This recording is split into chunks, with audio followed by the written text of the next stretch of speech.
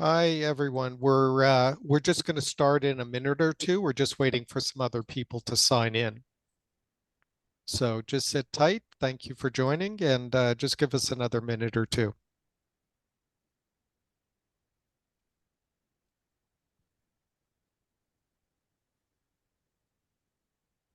Thank you.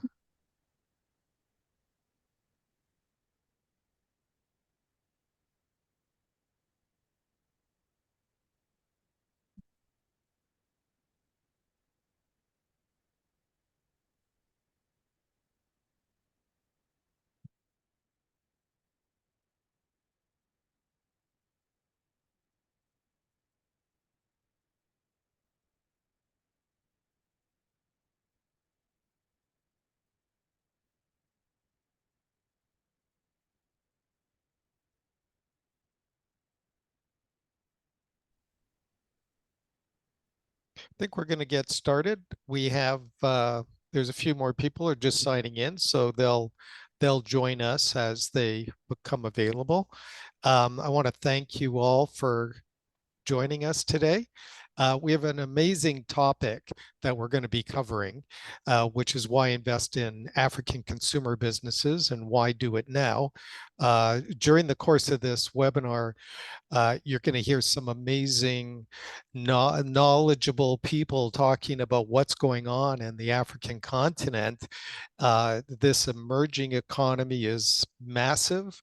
It's so big that everyone's fighting for it, meaning the global players from the US, China, Russia, everybody's trying to position themselves here.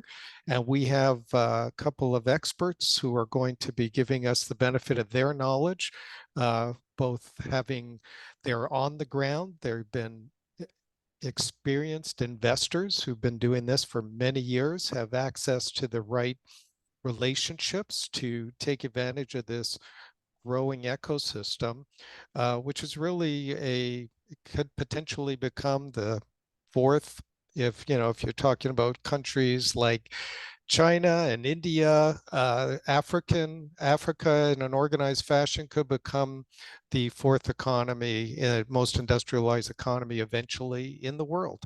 So we're going to hear all about that. We have Richard Okello, who's going to be our main presenter and speaker here. Richard runs Sango Capital, which is a group of funds, which has collectively about $500 million that they manage today and expanding. They're expanding one of their current funds specifically focused on the African consumer market. Richard has an amazing background. He started as an associate at a small firm that many of you may have heard of called Bridgewater, and he left as a partner from Bridgewater to move into this area. And prior to that, he was with McKenna Capital, which he also was there as a principal for 5 years. And Richard will tell you his background so you'll understand the depth of his knowledge. Um, and as well, we're lucky enough to have Greg Dyra to also speak to us. And Greg is going to tell you not only about his background with Aubert Capital, which is his main company, where since 2010 he's worked with family offices, but what also he's going to tell you about his unique relationship to Africa and to a very interesting story he'll relate to you about Sango and how they have a retreat that he is going for the record on attendance on. So lots of interesting things that we're going to hear about today. I'm going to start by asking Richard to speak and tell us his background and then to provide us some information about where the African market is today and where specifically there are opportunities for investors such as you participants on the phone in the consumer market and how that's growing in Africa and getting very organized. So Richard, if you don't mind jumping in and giving us your background and uh, give us some information that none of us know, that would be wonderful. Oh, you're on mute. Oh, and I'll just ask everyone to stay on mute, please. You are automatically muted by the system, but if you could please stay on mute, that would be greatly appreciated. Thanks very much, Milton. And thank you to all the participants who've made time to join us for this webinar. I'll take the next, say, about 15 or 20 minutes to just share some thoughts on the opportunity as well as the risks of navigating that. Just to add to what Milton said, I was born and raised in East Africa. I grew up in a small country called Uganda, and I spent the first portion of my career working in the US, initially for Bridgewater Associates for close to a decade, and then for McKenna Capital almost since inception, deploying capital globally. This idea for Africa was incubated out of my time at McKenna, and we started deploying capital while I was there into Africa. And I then left McKenna to set up this business, Sango, about 11 years ago. So that's the quick background on the opportunity set. So we've been deploying capital into this market, I'd say, for about 15 years, first few years while I was at McKenna, and then 11 or so years through Sango, this business.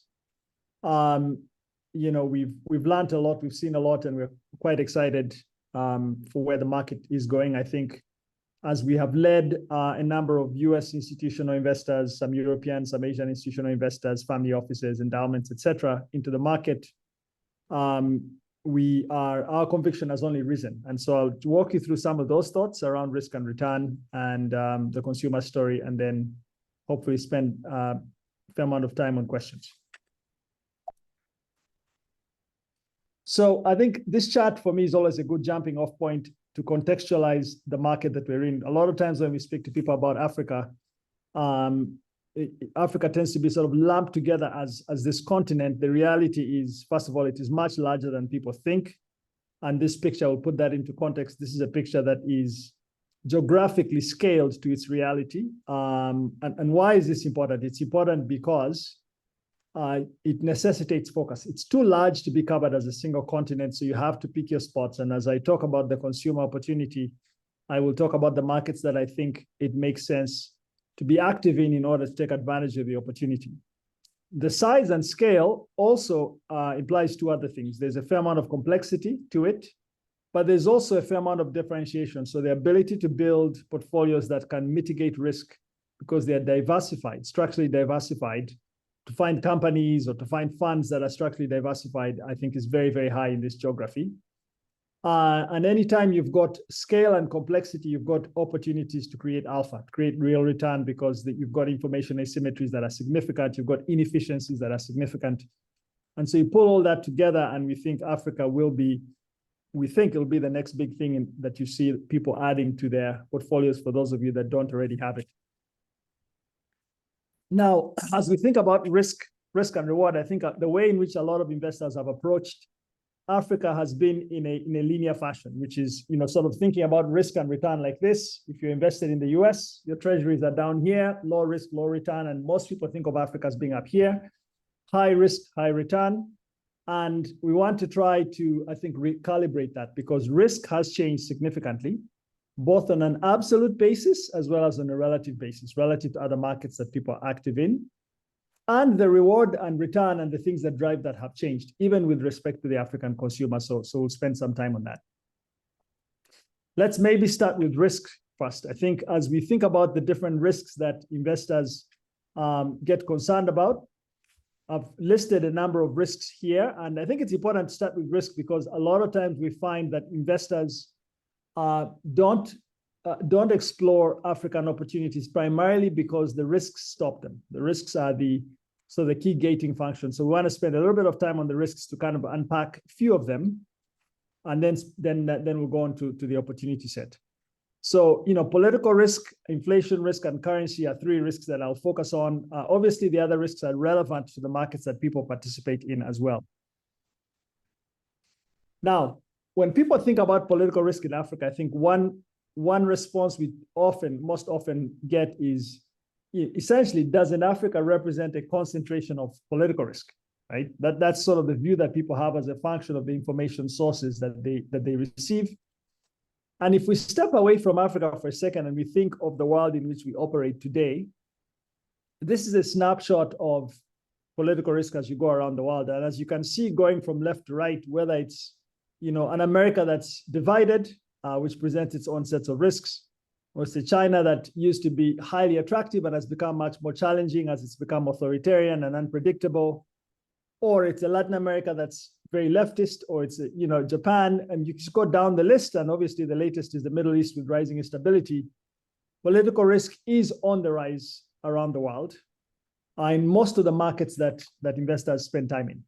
Now, if we think about Africa, Africa historically was synonymous with a lot of political coups, military coups. In fact, Uganda, the country that I grew up in, I remember in 1985, I think we might have had 3 coups in that same exact year. So that is how Africa was typically defined. But what has happened over time is that risk has diminished very significantly, probably much more than people think, because as it has diminished, reporting on it has become much less interesting for the media. And so as we think about political risk, and not just sort of political risk at the national level, i.e. presidents and elections and so on, but political risk as someone that's investing in private equity, we think that relative dynamic between Africa and the rest of the world that relative premium dynamic has actually become interesting for Africa, i.e. the premium on political risk in Africa is probably higher than it should be, and the premium on political risk in other markets is likely lower than it realistically is. As we think about macro risks, I think inflation is the one that's much more current for all of us. Obviously, we all know what happened in 2022. We saw inflation really make this generational leap that a lot of us hadn't seen in sort of our lifetimes or our investing lifetimes, and that reverberated around the world. And as we think about that, it used to be the case, so people would think of it this way, which is whenever you have these sorts of effects, huge rise in inflation, huge rise in interest rates, think of it as the US is having a cold or Europe's having a cold, and essentially, or is having a sneezing, and Africa should essentially catch a cold, i.e. the effect should be much more magnified in Africa. Now, as you look at the reality, which is much more important than as a private equity investor, here's what you see, which is if you look at how inflation has manifested globally and you say, which countries have been most shocked by inflation? You'll see on this page that a lot of African countries have not. Why? Because as fast-growing economies, inflation is an everyday phenomenon. What this chart shows you is it shows you the 2022 annualized inflation minus the 10-year average that each of those countries had. And as you can see, a number of these countries, African countries that you'd be participating in, essentially 2022 was a blip as far as inflation was concerned. Again, there a shift in relative risk there as far as inflation is concerned. And Richard, just to ask you a quick question on the back on the political risk, is the by the way, I love that chart. It looks great. It's scary though that everybody is you're right. Your approach is right. In the African chart that you did, are there a certain percentage of the countries in Africa that are more risky and others that are less risky? And is that kind of where you've learned that the focus should be? For example, Uganda, that it's now able to be much more stable to make investments in, or perhaps Nigeria? So I think that's a great question, Milton. And the short answer there is absolutely. So if you think of Africa as 54 countries, literally 54 separate, distinct countries, in our view, there are 10 or so countries that you want to be very active in. And then you could choose to be tactical in another, maybe 3 to 5. But it's really 10 countries. It's countries like, South Africa, where I'm sitting right now, very politically stable. If you think about countries like Kenya or Tanzania in East Africa, Nigeria or Ghana in West Africa, Morocco in North Africa, those sorts of economies are politically stable, but not just politically stable. I think those sorts of economies are ones where, in some cases, the political risk is still mispriced. And so the return you receive for being in those countries, the component of that is political risk, is higher than the reality, right? So you basically get paid more than you should because the markets are not really adjusted to reflect that quite yet. So there's an arbitrage there for somebody who's knowledgeable. There's an arbitrage, exactly. Nice. So that's political risk and inflation that we spoke about. And I just want to have a quick note on currency risk. Currency risk, I think, is a risk that comes up often, and it should. It's an important risk for anyone deploying capital into these markets. If you looked at this chart in 2008, when there was a global financial crisis, what you'd have seen almost discriminate selling off of currencies across all markets. There was not much differentiation between African markets. It was essentially the same. Now, fast forward to 2022, and this is the picture. And what you start to see is as these economies have developed, the way in which their risks get managed at the macro level is different. And their ability to withstand those risks is different. In the case of 2022, actually better where currency is concerned than some developed markets. You can see countries like Japan or the UK took a much bigger beating than some of the other African countries here from a currency perspective. And so again, from a thinking about how big is the risk in reality on an absolute basis as well as on a relative basis, I think what we would encourage you to do is think about how that is changing, how quickly that is changing, and the fact that there are premiums to be picked up for mispriced risk in Africa. And maybe just to switch then to return, which is really the large focus of this conversation. I think as we think about return, a lot of investors will be familiar with the broad Africa growth story. Africa is growing. I think the questions that people have are A, is it sustainable? And B, is it monetizable? Can I actually make money from that growth, right? Will it last, and can I make money from that growth? Now, if you look at, and this chart gives a very good picture of this. So 2019, so the COVID pandemic was actually a very good watershed moment. It was one where a lot of the world started to reset. We saw obviously China reset dramatically after that, and it hasn't quite come back yet. And so what this chart shows you is it shows you growth, real growth by kind of part of the world, 2017 to 2019 pre-COVID, and then 2020, that's including COVID, all the way to 2027. And I think two things stand out that we've highlighted in red, which is if you think about the regions that are flat or growing relative to their pre-COVID period, there's only two parts of the world, Sub-Saharan Africa and Middle East, North Africa, and Central Asia. Okay, so kind of carve out the North Africa component here. There are very good reasons for that, which we want to dig into. But the key is looking out to 2027, and obviously the IMF does these numbers every year, and so you can go out today, I guess, as far as 2028. The picture is similar, which is Africa is increasingly resilient and inching up while the rest of the world is slowing, with the exception of perhaps India, right?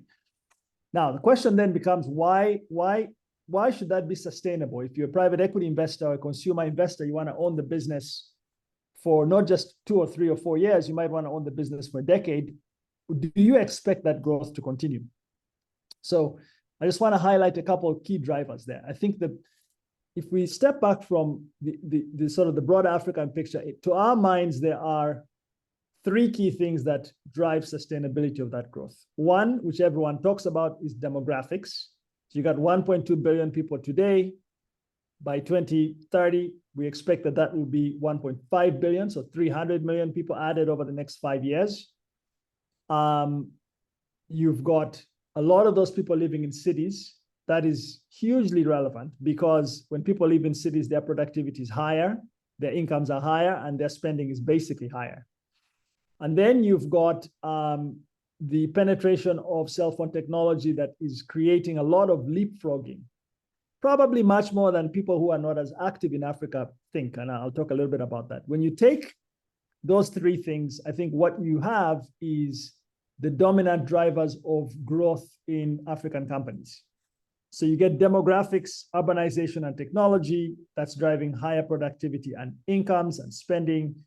And what you're then seeing is middle market companies are growing anywhere from 20 to 50% per year, sometimes 100% per year, sometimes more, because they're feeling these needs that people have in cities. You know, it's young families that want diapers, or it's people that need pharmacies, functioning pharmacies, or it's people that need grocery stores, and on and on and on.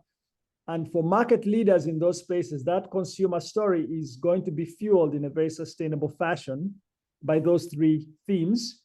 For those that execute well, I think then that creates the potential for outsized returns. Now, to dive a little bit into a couple of the drivers, I think the rapidly growing population and sort of the fact that it's urbanizing, I think, can be lost on people that do not travel there. And I don't know how many of the listeners on the call have traveled to Africa actively or recently, but essentially most African cities you go to today are clogged. You cannot get around. Everyone's got a car. There's too much traffic. There's a lot of economic activity. And the story is similar whether you're in larger economies like a South Africa or Nigeria or Egypt, or smaller economies like a Rwanda or other smaller economies. It's exactly the same story being driven by this rapidly urbanizing, rapidly growing population. If you think about the fact that in 1990, Africa was just 10% of the world's population, and 5 years from now, it will have tripled in size, right? Just literally added, more than doubled, tripled the number of people that are in the continent, and that path will continue. And more importantly, that a lot of those people are living in these dotted areas that I highlight. That's relevant because the ability to take advantage of the consumer story, it can be very efficient if it's focused on cities, right? You don't have to drive out all these miles into rural areas to find the consumer. The consumer is concentrated to these urban areas. Over the next 10 years, we expect roughly 400 million people to get added to the global labor pool that are Africans. So 400 million Africans working in all kinds of jobs. Some of those formalized in offices or running startups, running companies, etc. Some of those completely informal, selling, stuff in the market or whatnot. All of them making money, and all of them spending. That is basically the size of the US population added over a decade to this geography in terms of potential consumption. We think that is very significant. You don't really see this scale of increase in consumption around the world, and especially if this is happening every, call it 10 to 15 years, right, at a clip. Now, what this means then is that if you think about global consumption, we are at a pivot point. Coming out of COVID, Africa, which is the dark blue line here that you see, is really the only growing consuming line that you see. Okay, everything else is flat. Europe's flat, Latin America is flat, Asia is flat, the US is a mature market. Africa is expected to keep going up and essentially at some point meet or pass Asia. Okay, where are these people spending this money? Food and beverages, 40%.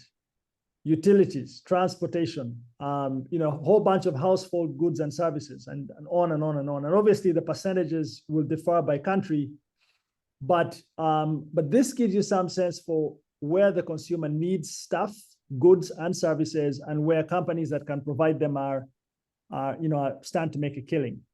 And if we were to zoom in for a second on retail, you're seeing the types of growth, the rates of growth that you typically shouldn't see in retail, and certainly don't see in developed markets that you now see in Africa. So markets like Egypt growing their retail at 20+%, and online retail really taking off in a big way that then is affecting sectors like packaging and you got discount retail and so on and so forth. So huge opportunities in sectors like retail, and I'll provide a couple examples there.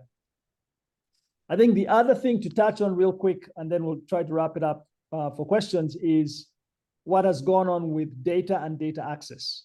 And again, this is underappreciated and is a critical part of the consumer story. So in 2010, if you are basically flying way high above the African continent and could see the undersea cable network, this is what you'd see on the left.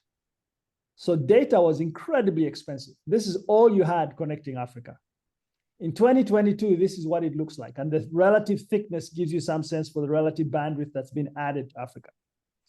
What that then means is that the cost of data has dropped precipitously. So between 2016 and the start of COVID, data for most Africans dropped by 50%. It means affordability doubled, right? And you can see the spike. It dropped at the fastest rate in Africa relative to other markets. That combined with the fact that internet penetration increased, a lot of fiber to the home, fiber in cities, intercity fiber, and so on, and the cost of smartphones dropped, which meant Africans with smartphones went through the roof. It's very commonplace now to be able to buy smartphones in and around Africa for less than $100. A lot of people have smartphones. The implication of this on consumption is just unprecedented. It means that the way in which people consume is unlike what you've seen in other parts of the world. A lot of it is online. People live their lives through cell phones. They transact through cell phones. They don't just communicate, they pay. They educate their kids through them. They find doctors through that process. And so the implication then is that the consumer story is not just a brick and mortar consumer story. It's also an electronic consumer story. The benefit of it being electronic is that you can get hyperscale growth. When certain, and we've seen this with certain service providers who figure out how to unlock a way to make payments, and you will see them grow at 300% a year because of the demand that exists and the fact that it allows them to hyperscale as a business. Okay, so how do you take advantage of this opportunity set? And very quickly, we highlight two areas: private equity and venture capital. We think is how you want to do this. This picture gives you some sense for funds, GPLP funds. For those that are not as familiar with the market, there are lots of GPs in the private equity side, north of 200. The venture side today, it's somewhere between 80 and 100, kind of GPs. So there's a lot to choose from if you want to invest in funds. And obviously for those that are bold enough to be direct into specific companies, lots of opportunities to look at. And then a quick note on the venture space, and then we can just pause there for questions. I think what we're seeing in the venture space is very interesting because it's quite differentiated than what you see in Latin America and, in Asia and the US, which is the venture model in Africa is not a Google model. It's typically not funds trying to find a Google in their portfolio. It's funds that are not taking a lot of technology risk. They're taking existing technologies, they're applying them to solve problems that people desperately need solved, and people are responding to that by growing these companies at very, very rapid rates. What that then means is that the typical loss rates you see in venture in Africa are quite much lower. So it's not unusual to find funds with loss rates of 10% or 20%. So very different model there. So that market, although it's small and nascent, I think remains quite interesting. Milton, maybe we should pause at this point. Yes, I mean that's an incredible overview. I mean, you and I have been speaking, but I've still, every time I hear you speak about this, I learn a lot more. One of the questions I had is when you were talking about the currency risk, how hard is it to transfer your money out of the countries? Is there a lot of restrictions? I mean, look, there's restrictions in the US today. I was trying to transfer some money to Canada the other day, and I can tell you it isn't easy. So, but what are the currency restrictions in terms of transferring funds? If you go to Brazil, very hard to get your money out of Brazil. So I'm just curious. Obviously, there's 54 different countries. There's probably 54 sets of rules, but in the main 10 that you referred to, what is that like? That's a great question, Milton. So I think in summary, you can get your money out. We get our money out. I mean, if I think about what we do, we take money in dollars and we deploy it, and then we get it out, return it back to investors. So you certainly can get it out. I think there are some exceptions, and those exceptions are less about whether you can get it out and more about how long it takes you to get it out if you have to physically get it out. So I'd say, just give one quick example, a market like Nigeria has gone through lots of currency pressure. So people that are invested in Nigeria who have to get the money physically out, it'll take them long. It might take them 6 months to do it, but they'll still get the money out. However, in those sorts of markets, people invest into those markets through countries like Mauritius. And so if your ownership sits in Mauritius, then when the transaction happens to a seller, if you sell and you sell to a buyer, well, all that happens is the shareholding changes in Mauritius, the buyer just pays you offshore, and you don't actually have to physically take your money out, right? So in a lot of those countries, that's what you see going on. And we've done transactions like that ourselves in Nigeria in the last year or so without a problem. Oh, very good. No, that's very helpful. I was wondering about that. As opposed to going into too many more questions right now, I'd really love the opportunity to hear a bit from Greg. Um, if you could take a minute, Greg, give us a much more detailed explanation of your background, as well as, where do you fit in investing in Africa? How have you made your investments, and how have you become knowledgeable about Africa? Those are a lot of questions. Yeah. To summarize, I started my career as a CPA, so I'm a recovering accountant who went into investments in the early 1990s. And at that time, I had a chance to visit China, and I had a chance to visit Europe and Eastern Europe. And so I'm seeing a pattern that I recognized 30 years ago. Those places were had some of the same characteristics: urbanization. They were adopting mobile phones. They were seeing how the rest of the world lived, and importantly, they had an aspiration for improving their lot. I see a lot of those things when I travel across Africa. Of course, I've really limited my travel to the countries that Sango sees having tailwinds. So I haven't seen those countries that don't have those kinds of things yet. But I've worked in large endowments for a few years, 10 years between Northwestern University's endowment and Vanderbilt, which got me to Nashville, where I currently reside. For the last dozen years, I've worked with family offices, typically on their investment committees. And I serve on two unrelated family office investment committees today.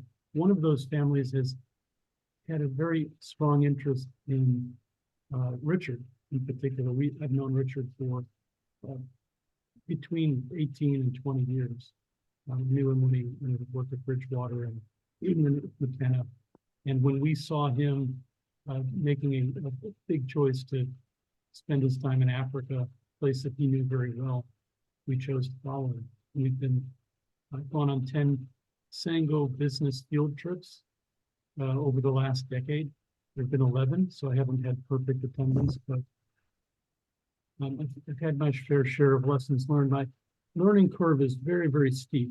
Every time I go there, it's a terrific opportunity to observe, and I would encourage anybody on the call to consider traveling there at least once.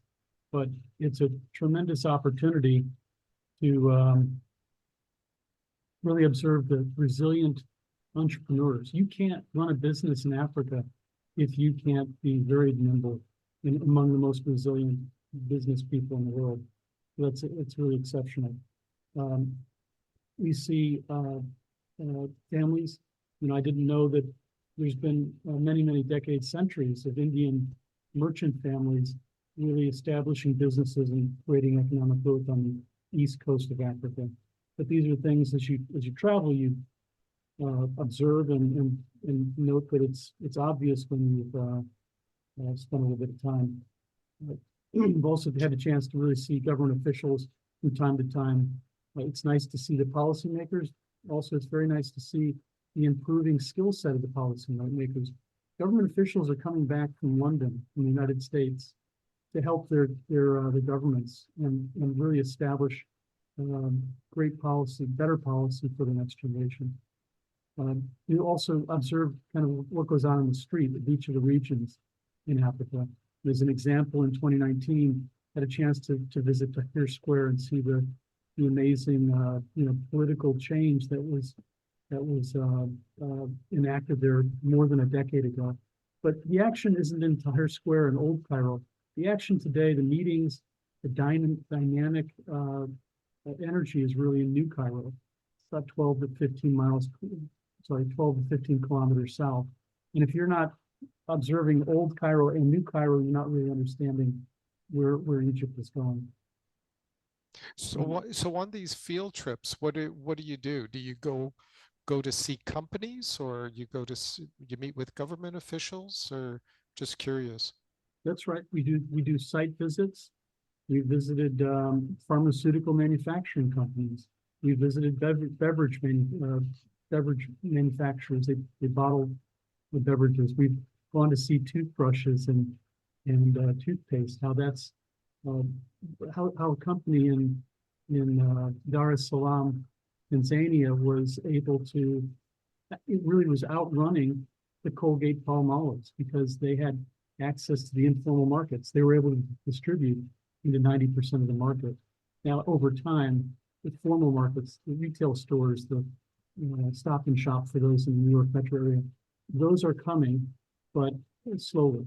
And you have to be ready to see the difference between informal markets and formal markets. But don't spend a whole lot of time with government officials, but it's quite packed. And the people that are on that trip are some of the most savvy investors that I spend time with. They are endowment and foundations. They are the World Bank Pension Fund is active. There are some family offices that tremendous people that they're sending. I don't know if I can mention a consultant in Boston, but would be known to everybody here. They manage their proprietary capital and they send their people on a regular basis on these field trips. And how, I'll ask you this question. I'm sure Richard could answer it, but, as an American, I assume you're American, how do you see the U.S. influence in Africa? When you've been there, you said to 10 of these trips, you may have been there on other personal trips. How do you feel, as an investor coming into Africa from the U.S.? Last month, we did have a chance to meet with the Consulate General team in Lagos, which was really exciting. And I would say that over the 10 years, I've seen more activity in the United States. I've been a little bit disappointed with the engagement of U.S. investors and to some degree European investors, although they're a little bit more active. It's just a lot easier to get to different points from London. But Right. I see China waning. China has put an awful lot of infrastructure. They've connected the coasts for sure to the rest of the world, and Africa will benefit from that investment. But China has behaved very poorly. Initially, they imported all of their workers, all of their materials, and did an end around each of the economies. The countries pushed back. There's a little bit of a better balance now, but you can see in a place like Angola, the Chinese have lost the ability to manage the rails, and the U.S. and the European JV is coming in and taking that over. I think there's a great opportunity for the U.S. to engage over the next few Yeah, decades.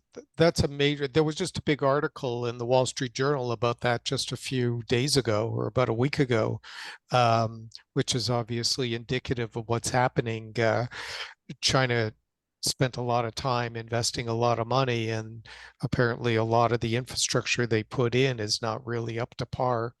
They're not maintaining it. I know the article gave an example of how they have a sign at one of the train stations that nobody knows the password, so they can't change it. So it shows the trains that's coming from 2012, and no one's been able to change it since then. So just I've taken an informal survey over the decade I've been there, and I can't find any support. I was going to say widespread. I can't find any support for China is a great partner. China is our long-term partner. I think that they recognize that resources have been brought, and they're appreciative for that. But they're not anchored. They're not married to the Chinese infrastructure investment. And have you found it more appropriate to invest through a fund structure versus perhaps direct investing? Because then you're investing with a team on the ground, so to speak, that knows how to handle any of the political risk that was mentioned, or even the governmental risk, I'll call it, meaning moving money around, getting permits, all of these things through the investments that they select. Yeah, I think boots on the ground, localized talent is extremely valuable. I mean, I can't emphasize that enough. A team like Richard I've been able to, Richard's been really interesting to be a host in Africa because Sango hosts something called the GP Invitational. You have to be a good GP, general partner in private equity, in order to be invited around the Super Return Africa Investment Conference every year in Cape Town, South Africa. And Richard brings in private equity lessons learned from Asia, from other developing regions, and from developed markets. But everyone knows that when they go to the Sango GP Invitational, they're going to learn best practices. They're going to be able to find access to very high quality people. And I will say that I've been able to observe Sango for a decade, and they've been bringing highly qualified people. It's been a slow, time-extensive build, but very low turnover. They've been able to attract other Africans who are coming back with developed market skills. And there's no way that that we could make these investments directly. We need a partner like Sango and like some of the other people that Richard brings to that GP invitation. We've had ample opportunity to meet tens, dozens of private equity firms, and we've really stayed very tight and close within the Sango network because we feel it's a trusted circle of investors. Thank you. I would actually add to that to say that I think that local dynamic is actually, it's not unique to Africa in the sense that if you are, I mean, in my previous life when I would invest in Indonesia or a place like that, if you don't know a local, typically the highest quality information flow is localized. And so you're basically out of the loop of that information flow. So if you think about political risk, the political risk in emerging markets, in my view, is often less about the election or, those sorts of things, much more about what is going on at the micro level. So for example, are you invested in a company in a sector where your competitor is owned by the son of some minister, for example, and they play by the rules, they just get certain preferential access, like they get to clear their goods at the border, whatever, 2 weeks before yours, right? And those sorts of things, that's highly localized information flow. So yeah, I cannot emphasize how important that is as both a risk mitigation tool, but also as a way to find the best opportunity sets. Thank you. One of the things I wanted to ask you, Richard, is can you tell us about a couple of your best investments that you've made? Sure. And I'll just mention Milton. There's a question I see in the. Yes, I thought we'll get to it, but you could go ahead if you want to read what the question is and answer that, and then tell me about your best investments. Sure. So the question is, how are geopolitical macro events, especially in North Africa, i.e. Egypt and Nigeria, expected to shape the investing and returns environment going forward from a PE point of view? It's a great question. So if I think about what's going on in North Africa, let's just focus on Egypt for a second. Egypt is under tremendous macro pressure, largely related to currency. And for Egypt, this is not so much a trade balance issue. This is not that the Egyptians just import a lot more than they export. It's actually much more of a capital account issue, which is they borrowed a lot of money to build infrastructure, to make these massive investments like the new Cairo. And they need to be selling assets to pay that down until those investments bear a return, right? Now, if I think about that type of macro event for Egypt, just today, I was on a call with one of our portfolio companies that is seeing unprecedented growth in Egypt. Why? Because the business is a discount retailer. So when a country is under pressure, guess what? People move down market in pricing, right? In terms of the goods they buy, where they buy them, and so on. And it also has a significant amount of its product as localized product. It's sort of an import substitution play. And so I think the way in which I'd respond to the question of Egypt, I think, is to say what it will mean is that the people that have strong performance, outstanding returns are going to be people that can find idiosyncratic opportunities in these markets. So it's not just a broad macro opportunity. Let's just buy Egypt, because then you're not going to make money necessarily doing that unless Egypt as a whole is doing really well.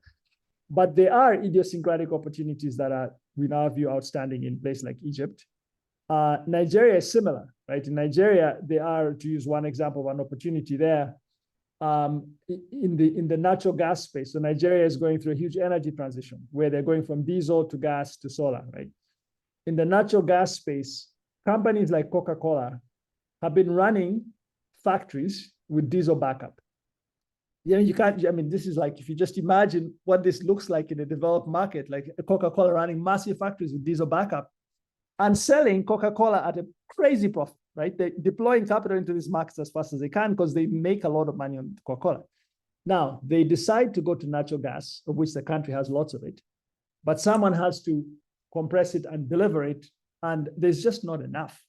I mean, we have companies who invested in there that don't have enough trucks to deliver basic compressed natural gas.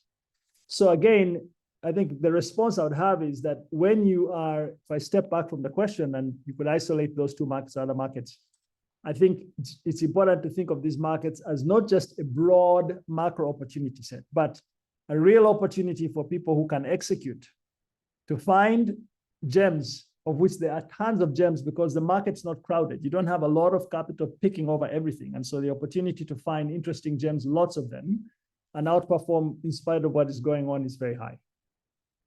And then maybe quickly, Milton, to talk about kind of some of our best investments. I think our best investment last year was a payments business that we exited at about a 24x return, 24 times money.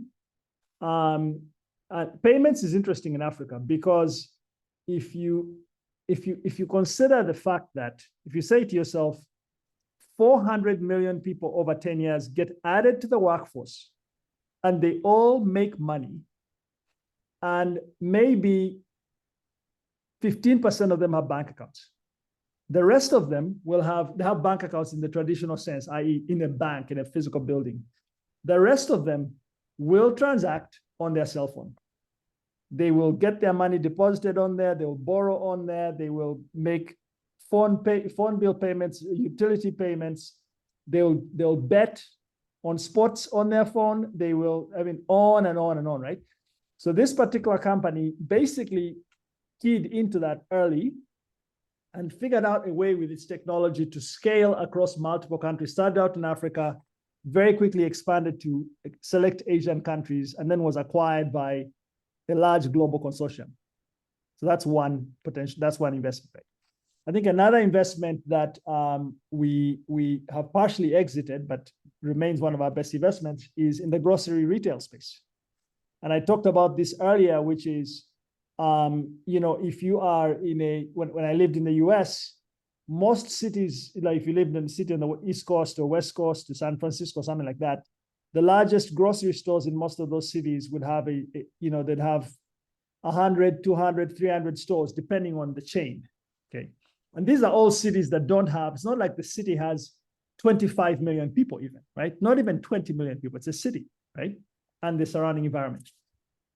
We invested in Nigeria in a grocery play. Nigeria, 220 million people. When we started investing in the grocery sector, the largest store chain was 15 stores, 15, okay? 15 stores, mostly out of the city, right? So you have to have a car to get over there. You have to have bulk buying capacity to get over there, right? It's almost like the Costco model, right? US Costco model. Today, the business we built is 30 stores, so it's still tiny.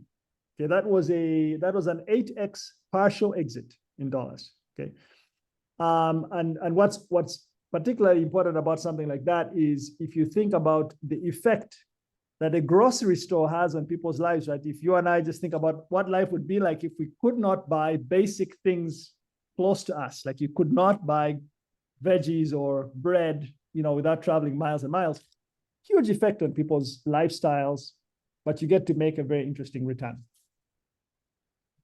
That's great. Thank you. I know we're getting close to the end of our time.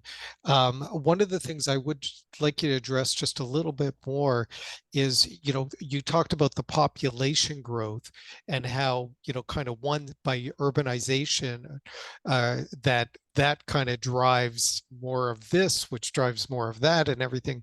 But what is driving the growth? Is it just population growth? Is it also, modernization of technology, that people are becoming more aware of their options? How is the system being fueled? Are the governments able to sustain it? Meaning, can they afford to pay for infrastructure to keep growth occurring? Great question. So let's start with the end of that question. What are governments doing, I think, to sustain growth? In my view, there are two things in general. One is ensuring that basic society functions function. Okay, so Right. so basic public healthcare works. The media functions, because then the private sector can just operate in that space very, very effectively without government intervention, right? That's Right. one. I see a lot of that. I think the second is governments have been very, very active infrastructure spenders. So if there's some numbers out there that suggest that Africa basically needs about $100 billion per year in infrastructure per year. Sure, yeah. And African governments are spending about 70 billion per year on their own in infrastructure. So call it 70% of that, 67% of that. Now the rest has to be borrowed or funded somehow. So they'll either borrow to do that, or it's privately funded, or there's a deficit. But this is the largest amounts of capital that governments have been willing to deploy in infrastructure in a long, long time. And so they're doing that because politically that's self-serving, right? You build a road, people see it, it's there, they credit you for it, they vote for you, right? Like this is how it works in most of the world, and in Africa it's very, very relevant. Now, I think away from that, what's really driving growth is, given where a lot of African countries are, a lot of growth is a consumption cycle. So you have more people, right? That's the demographic story. Very high birth rate, lots of young people, which means the consumption rate is very high. The average age in Africa is about 17 years of age, 17 or 18 years of age. So you take, if you're adding that many people to the system who are in that bucket, they're getting into the most productive years of their lives, the highly consuming parts of their lives, right? They're not sort of in their 60s where they're sort of not really consuming that much. And that's a huge consumption factor, okay? And that's ongoing. Now, those people could be getting added to the system with declining income. That would be a problem. Then you'd have a different dynamic around growth and different dynamic around stability. Because a lot of those people live in cities, and because they get to operate around leapfrogging technologies, you will see that income growth is quite meaningful for a lot of those people.